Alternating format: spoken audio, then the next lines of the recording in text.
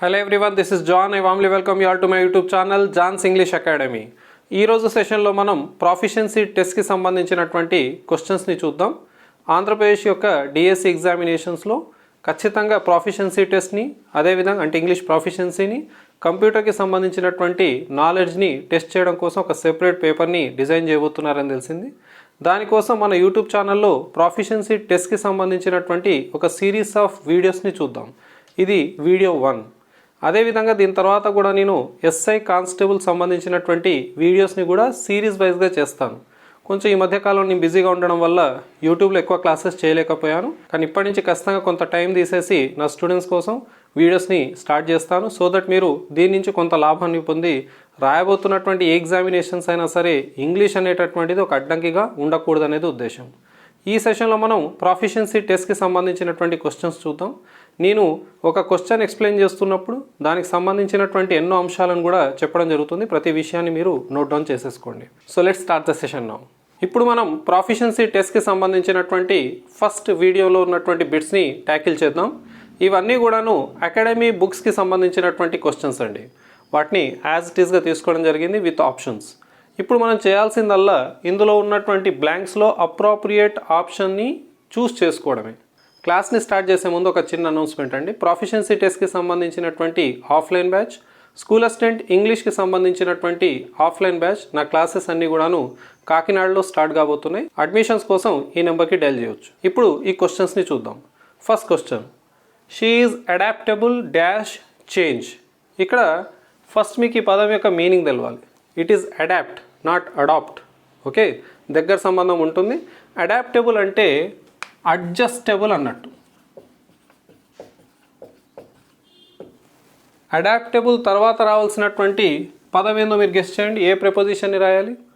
Adaptable to, adaptable for, adaptable in, adaptable on. Right answer is adaptable to. Adaptable to, adjustable to అన్న సేమే. ఇంకో పదం కూడా ఉందండి, కంప్లైంట్ విత్. కంప్లైంట్ విత్ అనేది కూడా చాలా ఇంపార్టెంట్ పదం, గుర్తుపెట్టుకోవాలి. కంప్లైంట్ విత్ కూడా సేమ్ మీనింగ్నే ఇస్తుంది. కాకపోతే కంప్లైంట్ తర్వాత ఏమొస్తుంది చూడండి, విత్ వస్తుంది. It is not complaint. Okay, జాగ్రత్త చూడండి స్పెల్లింగ్ని. సో ఒకటే క్వశ్చన్ నుంచి మనం ఒక 2 బిట్స్ని డిరైవ్ చేయగలుగుతున్నాం. ఒకటి మీనింగ్, అడాప్టబుల్ అంటే అడ్జస్టబుల్ అని, దాని తర్వాత టు అనే ప్రిపోజిషన్ వస్తుంది.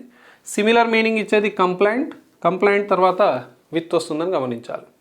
Next question, they were appreciative dash what they had done for అస్.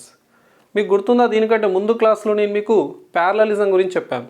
టెన్సెస్కి సంబంధించినటువంటి ఏదైనా ఒక బిట్ని మీరు ట్యాకిల్ చేయాలంటే టెన్సెస్ యొక్క స్ట్రక్చర్స్తో పాటు, కీవర్డ్స్తో పాటు, యూసెస్తో పాటు ప్యారలలిజం కూడా తెలియాలి. సార్ ప్యారలలిజం అంటే లాస్ట్ వీడియో మేము చూడలేదు, మాకు ఎలా తెలియాలి? ఏదైనా ఒక వాక్యం ఏ టెన్స్తో స్టార్ట్ అయిందో చూసుకోవడం, ఆ తర్వాత రాబోతున్నటువంటి వర్బ్స్ కూడా అవే టెన్స్లో ఉన్నాయో లేవో చూసుకోవడం. ఇక్కడ వర్ అనేటటువంటి పాస్కి సంబంధించినటువంటి హెల్పింగ్ వర్బ్ కనబడుతుంది. అందుకే ఇక్కడ ఏం కనబడుతుంది చూడండి, హ్యాడ్ అనేటటువంటి పాస్ కనబడుతుంది.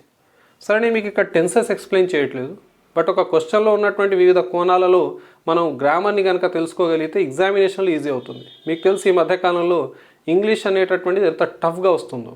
సో అన్ని రకాలుగా కొంచెం అవగాహన ఉండాల్సిన అవసరం ఉంది. They were appreciative dash what they had done for us. Appreciative తర్వాత ఫర్, టు, ఆఫ్, ఎట్ ఏమొస్తుంది? అప్రిషియేటివ్ తర్వాత రావాల్సినటువంటి preposition of. Showing gratitude for, కృతజ్ఞత. ఓకే, గ్రాటిట్యూడ్ ఫర్ అనేటటువంటిది గుర్తుపెట్టుకోండి. చాలా తక్కువ సందర్భాల్లో మన కాంపిటేటివ్ క్లాసెస్లో కానీ లేదా కాంపిటేటివ్ ఎగ్జామినేషన్స్లో కానీ కనబడేటటువంటి పదం అప్రిషియేటివ్ తర్వాత వచ్చేటటువంటి ప్రిపోజిషన్. మన అకాడమీ బుక్లో ఉంది, ఖచ్చితంగా వచ్చే ఛాన్సెస్ ఉంది, గమనించాలి. Next, I do not agree dash you but I agree dash your proposal. నా ఇనీషియల్ క్లాసెస్లో అంటే యూట్యూబ్ని స్టార్ట్ చేసినప్పుడు ఇనీషియల్ క్లాసెస్లో నేను ఈ విషయాలు నేర్పించాను మీకు. Agree with a person, agree to a proposal అని. ఒక వ్యక్తితో మీరు సమ్మతిస్తే అగ్రీ తర్వాత విత్ వస్తుందని, మీరు వ్యక్తి పెట్టినటువంటి ప్రతిపాదనతో సమ్మతిస్తే అగ్రీ తర్వాత టు వస్తుందని గమనించాలి. సో ఇక్కడ చూడండి, I do not agree with you. నేను నీతో సమ్మతించట్లేదు, కానీ నువ్వు పెట్టిన ప్రతిపాదన బాగానే ఉంది, దాంతో సమ్మతిస్తున్నాం. But I agree dash your proposal, agree to your proposal. So ఎక్కడుంది ఆప్షన్ చూడండి, విత్ టు. ఇలాంటిది ఇంకోటి నేర్పించాను గుర్తుందా, యాంగ్రీ విత్, యాంగ్రీ ఎట్. వ్యక్తి పట్ల కోపం ఉంటే యాంగ్రీ విత్ వాడాలి, వ్యక్తిత్వం పట్ల కోపం ఉంటే యాంగ్రీ ఎట్ వాడాలి. I am angry with you, I am angry at your behaviour. So agree తర్వాత విత్ వస్తుంది, అగ్రీ తర్వాత టు వస్తుంది. అగ్రీ తర్వాత విత్ ఎప్పుడు వస్తుంది, వ్యక్తితో సమ్మతిస్తే. అగ్రీ తర్వాత టు ఎప్పుడు వస్తుంది, ప్రతిపాదనతో సమ్మతిస్తే. యాంగ్రీ అంటే కోపం ఉండడం, వ్యక్తి పట్ల కోపం ఉంటే యాంగ్రీ విత్ ఏ పర్సన్, వ్యక్తిత్వం పట్ల కోపం ఉంటే యాంగ్రీ ఎట్ బిహేవియర్ లేదా యాటిట్యూడ్ కావచ్చు. సో ఈ క్వశ్చన్ నుంచి ఆ క్వశ్చన్ కూడా నేర్చుకునే ఛాన్స్ ఉంది, రివిజన్ చేసుకున్నాం. Next 4th question, are you content dash the quality of the product. నువ్వు ఈ క్వాలిటీ ఆఫ్ ద ప్రోడక్ట్ తోటి సాటిస్ఫై అయ్యావా. కంటెంట్, కంటెంట్ తర్వాత రావాల్సినటువంటి పదం with. Are you content with the quality of the product. Sir దీన్ని content అని పలకాలా, కాంటెంట్ స్పెల్లింగ్ కూడా ఇదే. కాంటెంట్ అని పలికితే అది నౌన్ అవుతుంది, కంటెంట్ అని పలికితే ఇది వర్బ్ అవుతుంది. ఎవరైనా స్కూల్ అసిస్టెంట్ ఇంగ్లీష్ రాస్తూ ఉంటే వాళ్ళకి ఖచ్చితంగా స్ట్రెస్కి సంబంధించినటువంటి విషయాలు నేర్చుకోవాలి. ఎక్కడ నౌన్ పైన స్ట్రెస్ ఉంటుంది, అదేవిధంగా ఎక్కడ వర్బ్కి స్ట్రెస్ చేయాలనేటటువంటి పదం. సరే, ఎవరైతే ఓన్లీ గ్రామర్ వరకు గుర్తుపెట్టుకోవాలనుకుంటున్నారో దీన్ని కంటెంట్ విత్, సాటిస్ఫైడ్ విత్ అన్నట్టు. Next, dogs have antipathy dash cats. ఇది కూడా ఈ మధ్య కాలంలో స్టాఫ్ సెలక్షన్ కమిషన్లో కనిపించినటువంటి పదం యాంటీపథీ. యాంటీపథీ అంటే ఏంటి సార్, సీరియస్ డిస్లైక్ అన్నట్టు. అస్సలే ఇష్టం లేదన్నప్పుడు యాంటీపథీ వాడతాం. ఇప్పుడు dogs have antipathy dash cats అన్నప్పుడు ఫ్రమ్ ఆ, టు ఆ, ఫర్ ఆ, డ్యూ టు ఆ. ఇది యాస్టీస్ క్వశ్చన్ మన అకాడమీ బుక్ నుంచి తీసుకున్నది. యాంటీపథీ తర్వాత రావాల్సింది టు అని గుర్తుపెట్టుకోవాలి. సో ఇక్కడ 5 క్వశ్చన్స్ కనబడుతున్నాయి, కానీ ఆ క్వశ్చన్స్తో పాటుగా మీకు అడిషనల్గా కూడా కొన్ని బిట్స్ ఉన్నాయి, వాటిని కూడా నోట్ డౌన్ చేయండి. ఇంకొన్ని క్వశ్చన్స్ చూద్దాం. ఇప్పుడు 6th క్వశ్చన్ చూద్దాం. I will be waiting dash your arrival at this time tomorrow. రేపు ఈ టైంకు నీ అరైవల్ కోసం వెయిట్ చేస్తూ ఉంటాను. Basic bit. ఈ బిట్ అకాడమీ బుక్దే, కాకపోతే ఈ బిట్ ఇవ్వడానికి కారణం దీంతో పాటుగా ఒక ఇంపార్టెంట్ బిట్ని మనం డిస్కస్ చేయాలని. ఇక్కడ మీకున్న నాలెడ్జ్తో ఆన్సర్ ఇవ్వండి. వెయిటింగ్ తర్వాత ఆన్, ఫర్, టు, ఎట్. ఏ ప్రపోజిషన్ పెడితే బాగుంటుంది లేదా కరెక్ట్ ఉంటుంది? For. I will be waiting for. కాకపోతే అవైటింగ్ అని వచ్చుంటే మీరు ఏ ప్రపోజిషన్ రాసేవాళ్ళు? Okay, I will be awaiting dash you arrival at this time tomorrow. ఇక్కడ మీలో కొంతమందికి దీని ఆన్సర్ తెలిసి ఉంటుంది, చాలామందికి దీని ఆన్సర్ తెలియకపోవచ్చు.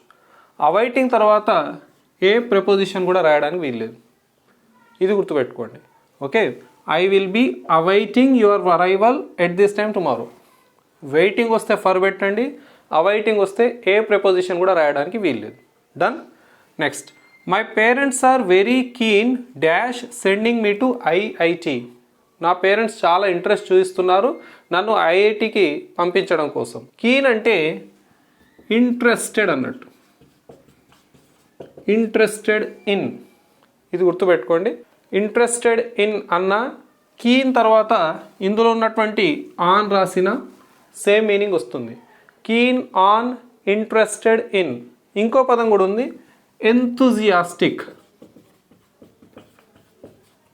కాకపోతే ఎంతూజియాస్టిక్ తర్వాత అబౌట్ వస్తుంది. ఇంట్రెస్టెడ్ ఇన్, ఎంతూజియాస్టిక్ అబౌవ్, తర్వాత కీన్ ఆన్. ఇది బాగా గుర్తుపెట్టుకోండి. ఒక్కొక్క దానికి ఒక ప్రిపోజిషన్ వస్తుంది, meaning remains the same. Next, she was born dash a beautiful mother.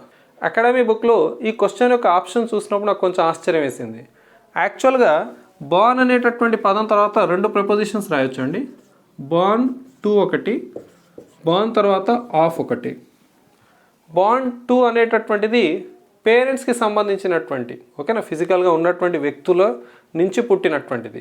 Okay, ఫిజికల్గా మనకు కనబడుతున్నారు, స్పెషల్లీ పేరెంట్స్ కోసం వాడతారు. బార్న్ తర్వాత టు రావాలి. బార్న్ తర్వాత ఆఫ్ రాకూడదా సార్? వస్తుందండి. బార్న్ తర్వాత ఆఫ్ యాబ్స్ట్రాక్ట్ థింగ్స్కి, అంటే మనకు ఫిజికల్గా కనబడని వాటికి బార్న్ తర్వాత ఆఫ్ రావచ్చు. This era is born of revolution. ఈ ఎరా ఏదైతే ఈ తరం ఉందో ఇది విప్లవం కారణంగా పుట్టినటువంటిది. ఇక్కడ రెవల్యూషన్ అనేటటువంటిది ఫిజికల్గా కనబడేది కాదు, అవునా? ఇది మనకు కేవలం యాబ్స్ట్రాక్ట్ థింగ్. అలాంటప్పుడు మీరు బాన్ తర్వాత ఆఫ్ రాయొచ్చండి. ఇక్కడ మదర్ అనేటటువంటి పదం కనబడుతుంది, అంటే వ్యక్తిని సంబోధిస్తూ రాస్తున్నటువంటి పదం యాక్చువల్గా బర్న్ తర్వాత టు రావాలి, కానీ మన అకాడమీ బుక్లో ఎక్కడ కూడా టు ఇవ్వలేదు. అలాంటప్పుడు తప్పని పరిస్థితుల్లో మీరు ఏ ఆప్షన్ని చూస్ చేసుకుంటారు? ఇక్కడ ఓఎఫ్ ఆఫ్ని. ఓకే సార్, ఇది ఇలానే ఇస్తే అదేనండి. ఇప్పటివరకు ఎగ్జామినేషన్స్లో జరుగుతుంది ఏంటంటే అకాడమీ బుక్లో ఉన్నటువంటి క్వశ్చన్స్ని యాజ్ ఇట్ ఈస్గా మన ఎగ్జామినేషన్స్లో ఇస్తూ ఉన్నారు. అలాంటప్పుడు ఈ ఆప్షన్స్ని తప్పకుండా యాజ్ ఇట్ ఈజ్ ఇస్తే ఆన్సర్ ఇది పెట్టండి. వెంటనే మైండ్లో డౌట్ వస్తుంది కదా, సార్ టూ కూడా ఇస్తే ఏం చేద్దాం? అలాంటప్పుడు టూ పెట్టండి, I will fight for you. మన దగ్గర ఎవిడెన్స్ ఉంది, పంపిద్దాం, రెక్టిఫై చేద్దాం. లేదు అని అన్నప్పుడు, టూ లేదన్నప్పుడు మీరు ఆఫ్ని ప్రిఫర్ చేయండి. మీరు ఎప్పుడైనా రెఫర్ చేస్తే ఇలాంటి డౌట్ రాకూడదని ఇక్కడే ఎక్స్ప్లెయిన్ చేశాను. Next, I was completely ignorant dash her intentions. ఆమె ఇంటెన్షన్స్ ఏందో తెలియక అసలు నాకు తెలియదు అన్నట్టు నేను కంప్లీట్గా ఇగ్నోరెంట్గా ఉన్నాను. ఇగ్నోరెంట్ అంటే ఏంటి sir? Lack of knowledge. Okay, ఇప్పుడు ఇగ్నోరెంట్ ఎట్టా, ఇగ్నోరెంట్ ఫ్రమ్మా, ఇగ్నోరెంట్ బయా, ఇగ్నోరెంట్ ఆఫా? దీని answer I was completely ignorant of. ఇది రాయాల్సినటువంటి preposition. Next, parents are anxious dash the performance of the children. పిల్లల పర్ఫార్మెన్స్ ఎలా ఉంటుందో కొంచెం దానిపైన చాలా యాంగ్షియస్గా ఉన్నారు, వరీడ్గా ఉన్నారు. ఎవరు? పేరెంట్స్. సో యాంగ్షియస్ తర్వాత ఏ ప్రపోజిషన్ రాయాలి సార్ అంటే అబౌట్ రాయాలి, వరీడ్ అబౌట్, యాంగ్షియస్ అబౌట్ అన్నట్టు. సో ఇవి ఒక 10 క్వశ్చన్స్ని సెలెక్ట్ చేసేసుకొని మీకు ప్రొఫిషియన్సీ టెస్ట్ వీడియో 1లో ఇంక్లూడ్ చేయడం జరిగింది. ఫర్దర్గా కూడా నేను ఇంకొన్ని బిట్స్ని నెంబర్ని ఇంక్రీజ్ చేస్తూ మీకు ఎక్స్ప్లెయిన్ చేస్తాను. ఇప్పుడే స్టార్ట్ చేసాం, తప్పకుండా ఈ సిరీస్ని మనం కంటిన్యూ చేద్దాం. ఎస్ఐ అండ్ కానిస్టేబుల్కి సంబంధించినటువంటి సిరీస్ కూడా వెరీ షార్ట్లీ నేను యూట్యూబ్లో స్టార్ట్ చేస్తాను. ఆ క్లాసెస్ని కూడా మీరు వినొచ్చు. ఒక విషయాన్ని గుర్తుపెట్టుకోండి, గ్రామర్ ఈజ్ గ్రామర్.